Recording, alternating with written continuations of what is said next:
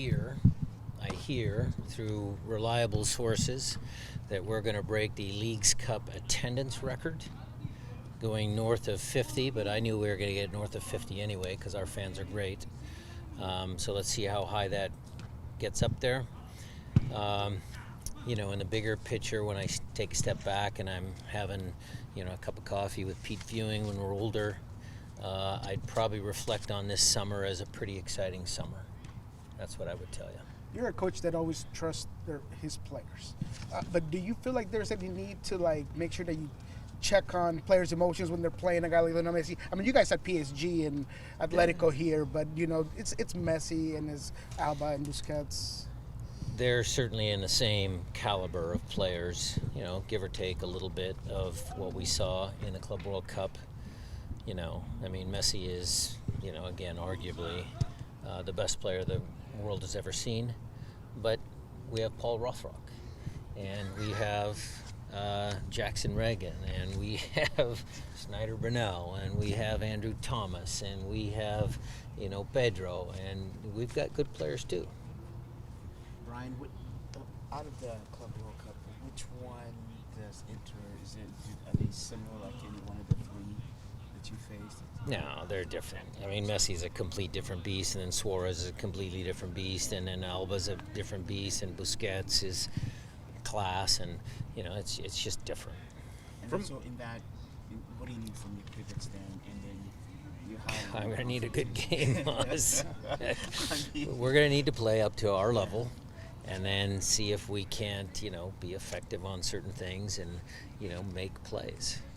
So then, okay, more specifically, your high line of confrontation, how much, do you have to balance trying to stop them and then not opening up? Suarez is not going to run by anybody because Yaimar's faster.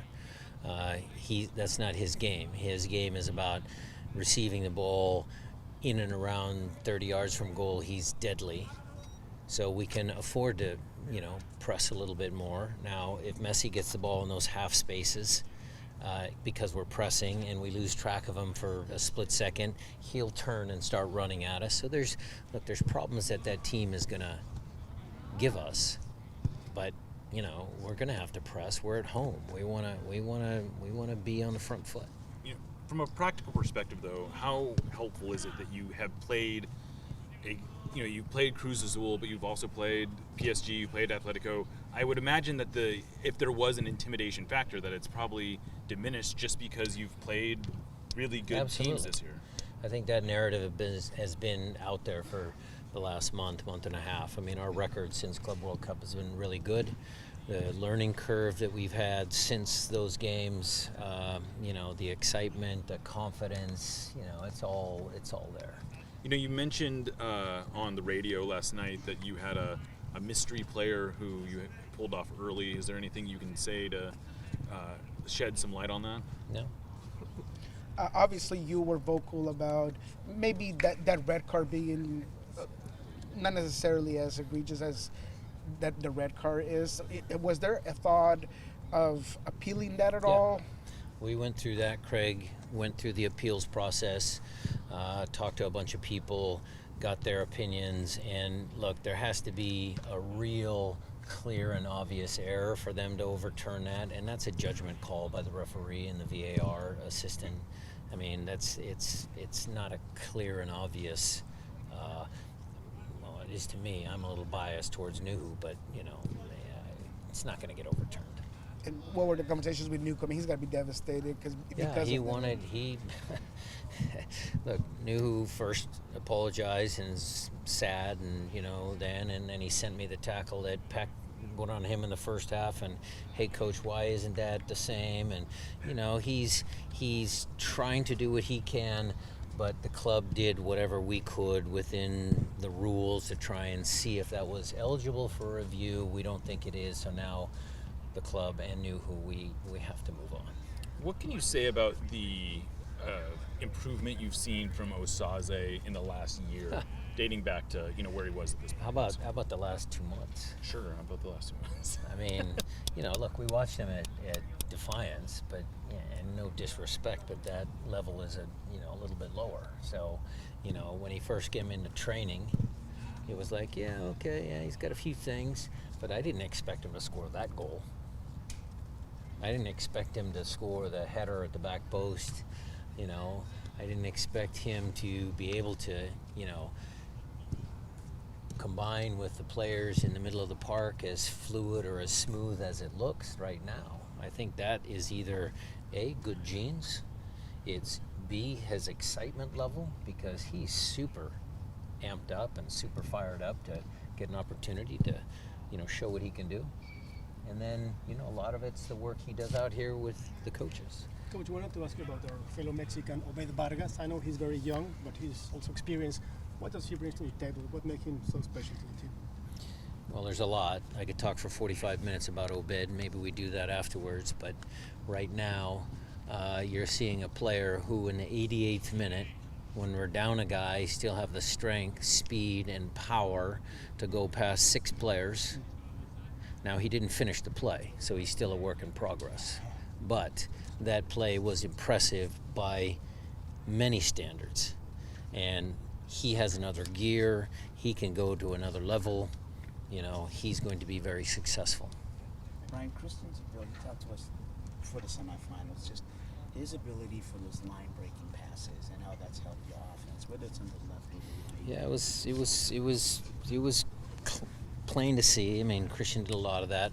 I'm sure you guys, one of you guys is going to figure out that Osaze received the ball at a higher clip than most other forwards in the league behind the defense. Part of that's Christian, Jackson, you know, even Yaimar now and again can find a good pass. That's just part of how we want to play. So we'll keep trying to do that. He said he's also talked to Christian and the other players and asked them what he needs, what they need from him. It's close group, yeah, close group. They trust each other. That's what I would get out of that. They trust each other. They're talking. I love that. I think that shows that everybody's in tune to the game. You know, it's a tight collective. I love it. You sort of alluded to this with mentioning Osaze where he's receiving the ball, but he's putting himself in positions to get, you know, two or three really good chances a game. I mean, it's kind of unheard of, his ability to find those chances. What is he doing so well that is allowing him to get into those spots? Well, I don't know if it's unheard of. We just haven't seen it. I mean, did he do it at Defiance? You guys would have to look at some of the games that he's played. He has the right profile because he's a big, strong target guy, but he actually moves well. I mean, he's faster than people think. You know, his ability to, you know, read the game and think the game through, and when he runs, the timing of his run, some of those things he's gotten better at in the last, you know, couple of months. You know, I think our training environment is great. I think Preki and those guys do a great job in our attacking movements, and he's listening. Coach Yaimar got to 200 games participations for the club. When you look at his time here and that milestone, you know, what would you say about Yaimar and what he's meant to this team since he got here? It's great. I think he's, you know, been one of the better signings we've had. Daniel Leyva as well, got to 100 games. Another one of the best young player signings we've had. Coach, you've used it. I wanted to know if you think that 2025 is the best year in soccer for Seattle ever, and also if you have any comments on George Minungo and his call-up to the national team. Any advice for him? Well, the advice is always the same. Work hard, do what your coach tells you to do the little extra things to be a good teammate.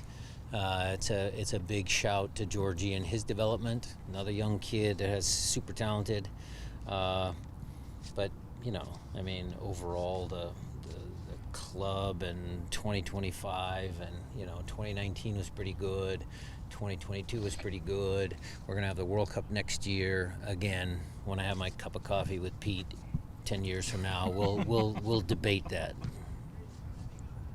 Coach, you've used a ton of players on the roster for a number of reasons, but what does it do for the confidence throughout the team to not only be able to play a guy like Snyder Brunel when you're rotated, but to be able to give Christian a little bit of rest coming off around the 75th minute and be able to trust Brunel to come into a game where you're still trying to see it out at that point? Well, it means we don't lose our identity. So, you can still play the same way we do, same way we always try. Whether it's in a formation here, little tweak here, new players, injuries, whatever it is, the Sounders still trying to play the same way. We have a solid identity. Players all buy into it. So they're having a good time.